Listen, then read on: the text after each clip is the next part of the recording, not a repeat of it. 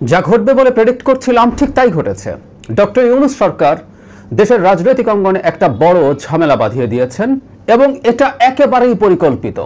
জুলাই সনদ, ঐক্যমত্য কমিশন, অন্যান্য রাজনৈতিক দল যেসব দাবি টাবি আমাদের সামনে এনেছে প্রত্যেকটা পরিকল্পিত নাটকের অংশ, এটা এখন খুব ক্লিয়ারলি বলা যায়।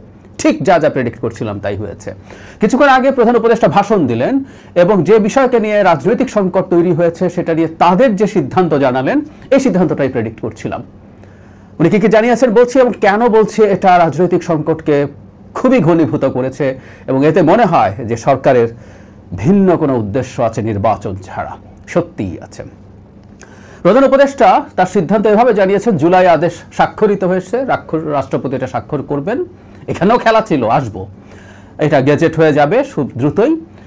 গণভোট, যেটা নিয়ে মূল সংকট ছিল, গণভোটটা নির্বাচনের দিন হবে, সাশ্রয়ী হবে, এই জন্য বলছেন।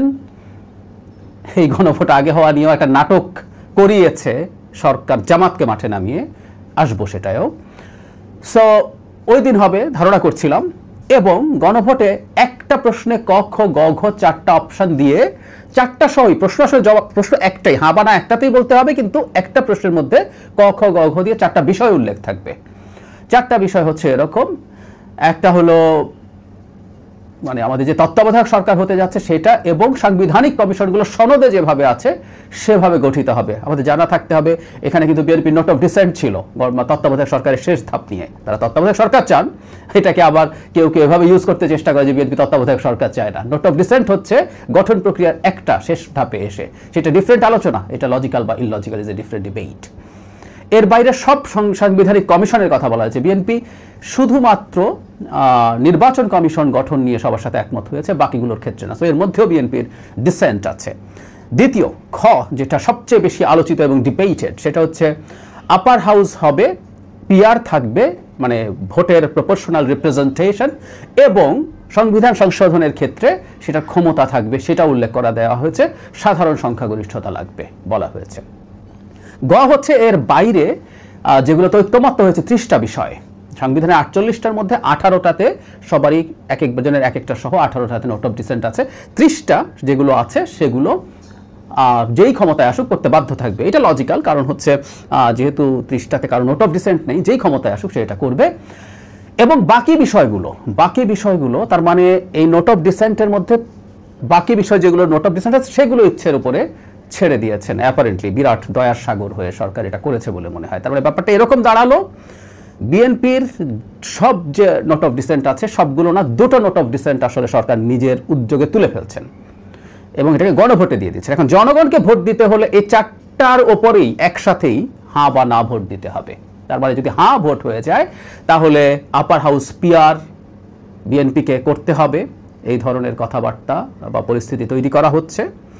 তারপরে তত্ত্বাবধায়ক সরকারের ক্ষেত্রেও ওই ধরনের অবস্থা আছে, যদিও এখানে একটু ফাঁক আছে। আমি এভাবে বলতে চাই, সেটা হলো গতে বলা হয়েছে যেগুলোতে নোট অফ ডিসেন্ট নেই সেগুলো আসলে সরকার মানে যে সরকার তৈরি করবে সেগুলো করতে সে বাধ্য থাকবে।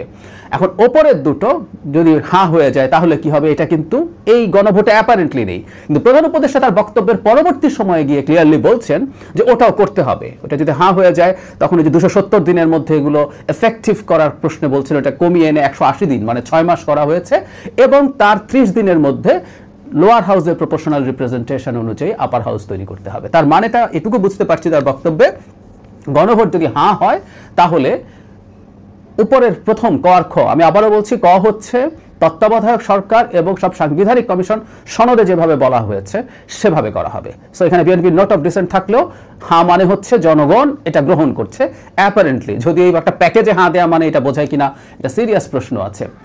খ হচ্ছে আপার হাউসের প্রপোর্শনাল রিপ্রেজেন্টেশন, এটাও বিএনপির সিরিয়াস নোট অফ ডিসেন্ট আছে, লজিক্যাল না কিন্তু আছে, এবং দীর্ঘদিন সমালোচনার সহ্য করে হলেও বিএনপি তার এই অবস্থানটাতে স্থির থেকেছে, এখন সেটাও তুলে দেওয়া হচ্ছে।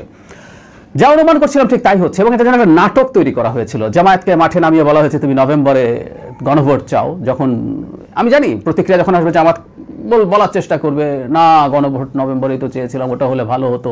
আসলে তারা যা চেয়েছিল ঠিক তাই, আমরা লোয়ার হাউস পিআর চেয়েছিলাম, না লোয়ার হাউস পিআর হয় না বলে ভালো লাগছে না, এদিকে প্রেসিডেন্ট না প্রধান উপদেষ্টা সিগনেচার করতে হবে বলে আওয়াজ তোলানো হয়েছে এনসিপিকে দিয়ে। এনসিপি সেটাও কাইকুই করবে যে না আমরা শাহাবুদ্দিন চুপ্পুর এটা মানি না, উনি তো এটার লোক না। ফলে তারাও এক ধরনের বিরোধী খেলা খেলবেন সরকারের সাথে। কিন্তু মূল বিষয় হচ্ছে বিএনপিকে যেটা বলার কথা হবে, টকশোতে সমানে বলছি, আমার ভিডিওতে এই কথা বলেছি, এই নাটকটা হচ্ছে এরকম, বলবে জামাত ছাড় দিয়েছে, জামাতের ইচ্ছে মতো লোয়ার হাউস পিআর হয় নাই, গণভোট নভেম্বরে হয় নাই বা নির্বাচনের আগে হয় নাই, এনসিপির চাওয়া অনুযায়ী একই জিনিস যে তারা রাষ্ট্রপতির সিগনেচার, মানে প্রধান উপদেষ্টার সিগনেচার না, রাষ্ট্রপতির সিগনেচারে জুলাই আদেশ হচ্ছে, তো সবার তো ছাড় দিতে হয়েছে, তো বিএনপি তুমিও এইটুকু ছাড় দাও। আসলে যাবতীয় নাটক তৈরি করা হয়েছে বিএনপির ওপরে এই সিদ্ধান্তগুলো চাপিয়ে দেওয়ার জন্য। বল এখন বিএনপির কোর্টে। আমি দুদিন আগেই বিএনপি স্থায়ী কমিটি অবশ্য প্রকাশ্যে জানিয়ে দিয়েছেন যে জুলাই সনদ যেভাবে স্বাক্ষরিত হয়েছে তার বাইরে কিছু যদি হয়, এটা বাইরে হচ্ছে। জুলাই সনদের কথা ছিল যাদের নোট অফ ডিসেন্ট আছে, সেই নোট অফ ডিসেন্টের কোনোটি তারা করতে বাধ্য নন। আর আমি একটা কথা সরকারের যে কারোর সাথে প্রকাশ্যে ডিবেট করতে প্রস্তুত আছি, ঐক্যমত্য কমিশনের যে কারোর সাথে ডিবেট করতে প্রস্তুত আছি এই ইস্যুতে, সেটা হলো যে দুটো ইস্যু নোট অফ ডিসেন্ট বিএনপির আছে, এগুলো যে জনগণের সামনে গণভোটে দেওয়া হচ্ছে, একটা আইডিয়াল কনস্টিটিউশন তৈরির প্রসেসে সেটা জনগণের কাছে যেতই না, এজন্যই এটা একটা ফাজলামো হয়েছে। আমি এটা ভিডিও করেছি, আপনারা হয়তো দেখেছেন যে একটা আইডিয়াল সিচুয়েশনে গণপরিষদ কাম পার্লামেন্ট যদি হতো, সেখানে সংবিধানের ইস্যুগুলো নিয়ে যখন আলোচনা হতো, মতদ্বৈততার ক্ষেত্রে যেহেতু আমরা ধরে যদি নেই যে বিএনপি মেজরিটি হবে, বিএনপির চাওয়াটাই সেই সংবিধানে আসতো, সেই সংবিধান পরে গণভোটে যেত। ফলে সেই সংবিধানে আপার হাউসের পিআর থাকতো না, সেই সংবিধানে বিএনপি যেভাবে চাইছে সেভাবেই তত্ত্বাবধায়ক এবং অন্যান্য কমিশন যেত। আবারও বলছি, এই চাওয়াটা লজিক্যাল বা সঠিক ইজ এ ডিফারেন্ট ডিবেট, কিন্তু এটা জনগণের সাথে যেত না, গণভোটে যেত সেই সংবিধানটা যেটা সংখ্যাগরিষ্ঠ বিএনপি পাশ করা হতো সংসদে, সেটা হতে পারত। সেই কারণে আমি বলি যে এটা খুবই ফাজলামো হলো, আগেই গণভোটে পাঠিয়ে দিয়ে বলা হবে জনগণ তো এটাকে অ্যাকসেপ্ট করেছে, তুমি করবে না কেন, চাপিয়ে দেয়া। কোনো সংস্কার, কোনো ভালো কিছু এইভাবে ঘাট ধরে চাপিয়ে একটা দলের সাথে যখন, যে দলটা এত বড়, যে দলটা ভেঙে ফেলার চেষ্টা শেখ হাসিনা দীর্ঘদিন থেকে করেছে, অন্যায় অত্যাচার করেছে, লক্ষ লক্ষ মানুষের বিরুদ্ধে মামলা দিয়েছে, টর্চার করেছে, গুম করেছে, বিচার বহির্ভূত হত্যাকাণ্ড চালিয়েছে, লোভ দিয়ে দলে নিয়ে আসার চেষ্টা করেছে, সেই দলটা, সেই রকম একটা দলের উপরে এই ধরনের অন্যায় বাজে আচরণ চাপিয়ে দেয়া আমাদের রাজনৈতিক সংস্কৃতির জন্য খুবই খারাপ হলো। এখন বিএনপি এটা কি গ্রহণ করবে? মানে অনেকটা এরকম যে এখন তো গণভোটে তার যেহেতু দুটো নোট অফ ডিসেন্টের গুরুত্বপূর্ণ জিনিস আছে, তাকে নায়ের দিকে কি ঠেলে দেওয়ার চেষ্টা হচ্ছে? বিএনপি কি নাতে যাবে, নাকি বিএনপি ওই ভোটদানে বিরত থাকতে বলবে, নাকি বিএনপি সেই একই ঘোষণা দিয়ে দেবে যে গণভোটে যদি ওগুলো হয়ও বিএনপি এটা মানবে না? I really don't know. সিচুয়েশনটা খুবই টাফ জায়গায় নিয়ে গেছে পরিকল্পনা করে সরকার, এবং ডক্টর ইউনূসের সরকার অত্যন্ত খারাপ একটা পরিস্থিতির মধ্য দিয়ে বিদায় হওয়ার সম্ভাবনা তৈরি হয়েছে। এই সরকারটা খুবই বাজে পারফর্ম করেছে অনেক জায়গায়, তারপরে এই সরকারের পক্ষে দাঁড়িয়েছি যে না, আমাদের নির্বাচনটা উনি ঠিকঠাক মতো করে দিয়ে যাবেন, অন্তত রাজনৈতিক দলগুলোর মধ্যে তারা মোটামুটি একটা আন্ডারস্ট্যান্ডিং তৈরি করে তারা যাবেন, তারা অন্তত ফ্যাসিলিটেটর হবেন। উনি বলেছেন, আমি আপনাদেরকে এটা স্ক্রিনশটও দেখিয়েছি, কিন্তু উনি ফ্যাসিলিটেটরে কাজ করছেন না।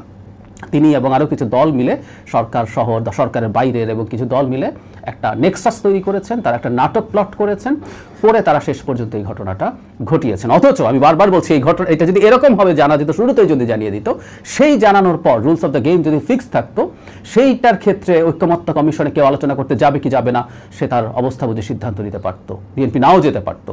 সে তো নোট অফ ডিসেন্ট থাকবে শর্তে সে অনেক ছাড় দিয়েছে। তো সব কিছু মিলে আমি মনে করি খুবই বাজে একটা পরিস্থিতি তৈরি হয়েছে। আমরা জানি না এখন আসলে সামনে কি আছে। সরকার ইভেন এইটা ঘোষণার আগে অ্যাটলিস্ট একবার সবার সাথে বসা দরকার ছিল বলে আমি মনে করি, সেটাও তারা করেননি। তাতে বোঝা যায় এটা একেবারে পরিকল্পিত একটা প্লট ছিল, সেই প্লটের বাস্তবায়ন হলো। আমরা একটা কেওসের দিকে যাচ্ছি, এটা মোটামুটি শিওর।